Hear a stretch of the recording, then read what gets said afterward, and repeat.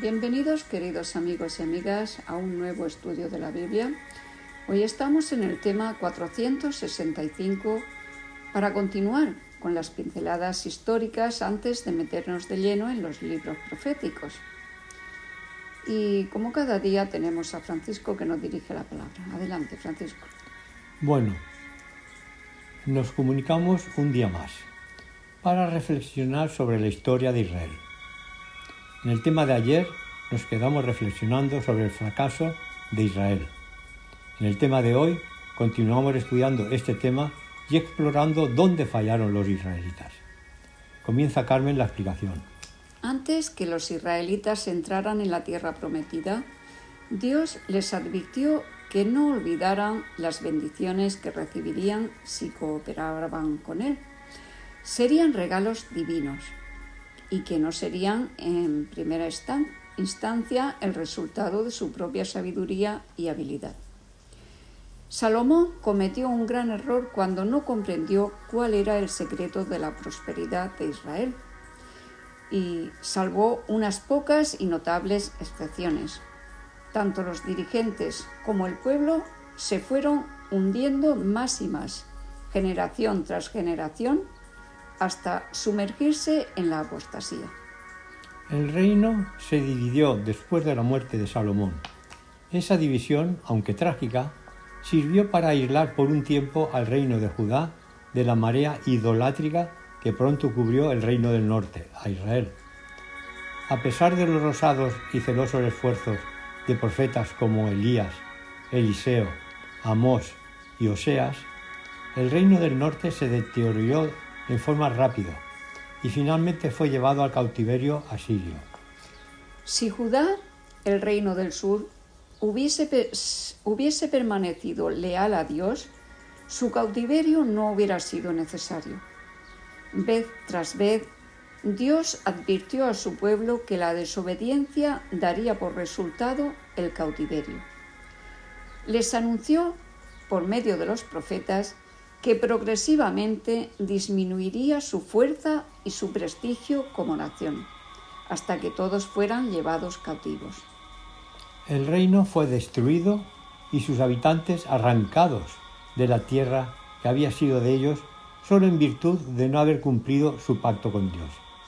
Aprenderían en la adversidad en el cautiverio de Babilonia. Las naciones que no habían asimilado durante los años de prosperidad, también en bastantes casos impartieron a los paganos babilonios un conocimiento del verdadero Dios. Por medio de los profetas, Dios transmitió a los judíos que vendría un Salvador.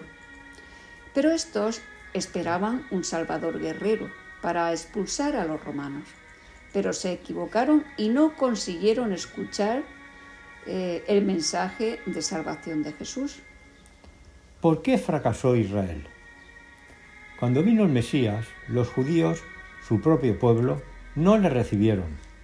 Ellos esperaban que el Mesías reinaría como príncipe temporal, que sería libertador y vencedor, y que exaltaría a Israel para que dominase a todas las naciones.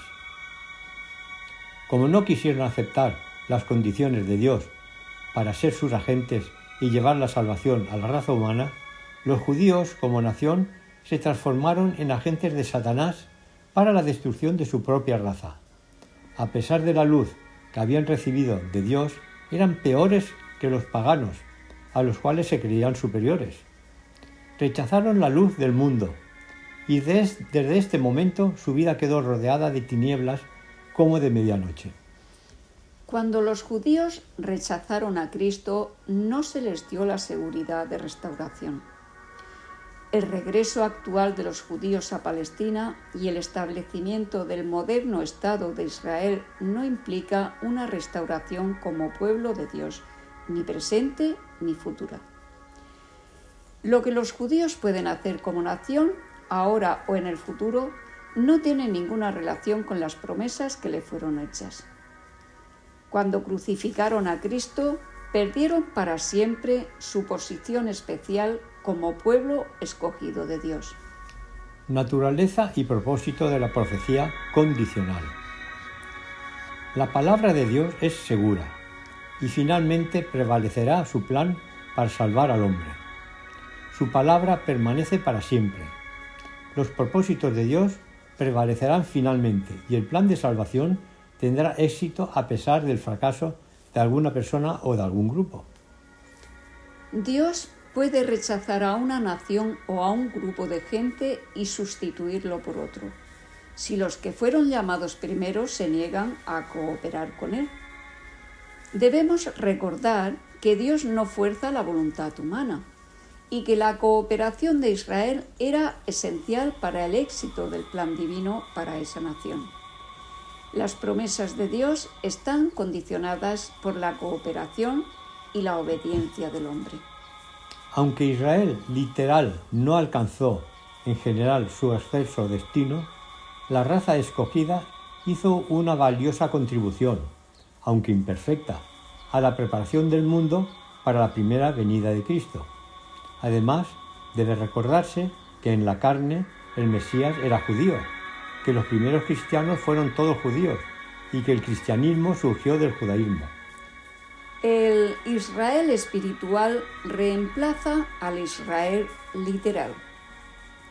Al rechazar formalmente a Jesús, la nación judía puso fin a su última oportunidad como instrumento especial de Dios para la salvación del mundo. Según las palabras de Cristo mismo en la parábola, fue finalmente a los judíos a quienes Dios envió a su Hijo, pero ellos lo tomaron, le echaron fuera de la viña y le mataron. Cuando Jesús se retiró por última vez del sagrado recinto del templo, dijo: «Vuestra casa os es dejada desierta». Jesús mismo pronunció sentencia contra ellos: «Por tanto, os digo que el reino de Dios será quitado de vosotros y será dado a gente que produzca frutos de él». Pablo, en su carta a los romanos, afirma que el rechazo de los judíos no significaba que las promesas de Dios hubieran fallado, y explica enseguida que han de hacerse efectivas por medio del Israel espiritual.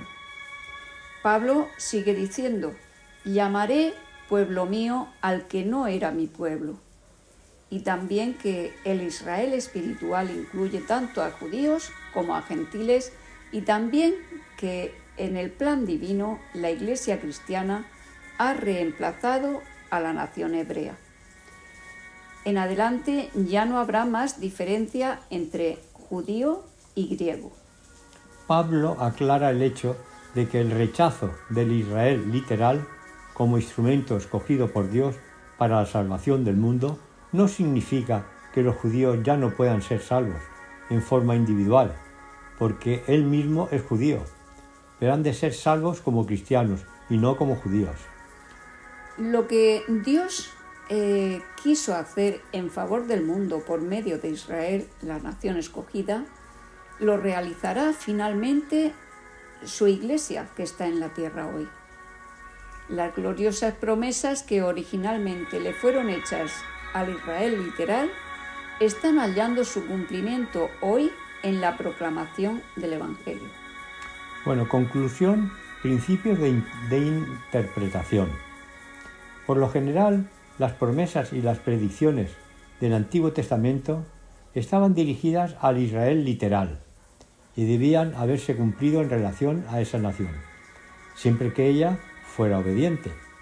Sin embargo, muchas de esas promesas, sobre todo las que se refieren a la proclamación del Evangelio a las naciones y al establecimiento del reino mesiánico, no pudieron cumplirse para los judíos debido a su infidelidad, pero se cumplirán en la Iglesia antes de la venida de Cristo, especialmente en el pueblo remanente de Dios y también en la Tierra Nueva. De un modo misterioso que solo Dios conoce, algunas veces las palabras del profeta debían encontrar su cumplimiento en lo que era entonces un futuro distante. Algunas veces tenían que ver no solo con la época en la que vivía el profeta, sino también con un día del futuro remoto. Es decir, tenían una aplicación doble. para la época en que estaba viviendo el profeta y también para un futuro corto o distante. En esta época, cuando soplan todo viento de doctrinas, es bueno asegurarse de que la comprensión de la profecía bíblica descansa sobre un positivo, así dice Jehová. Bien, queridos amigos y amigas, pues mañana continuaremos con el tema 466. Bendiciones y hasta mañana.